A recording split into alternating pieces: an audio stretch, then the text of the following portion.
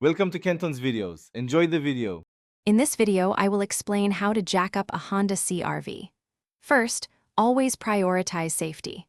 Park your vehicle on a level, firm surface, and firmly engage the parking brake. It's also crucial to place wheel chocks behind the wheels that will remain on the ground.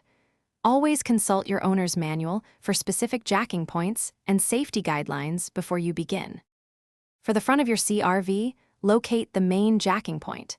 This is typically a reinforced area, often a cross-member, situated behind the engine and slightly forward of the front axle. Carefully slide your floor jack underneath the vehicle and position it directly under this central point. Make sure the jack pad makes full, secure contact with the vehicle's frame before you start lifting. Moving to the rear, you'll find the main jacking point, usually a reinforced crossmember located near the differential.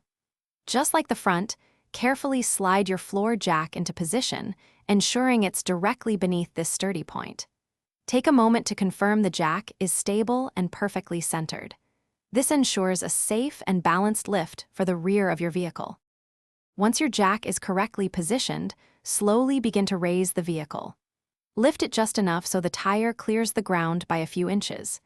Next, place your sturdy jack stands under the designated support points on the vehicle's frame, typically near the pinch welds.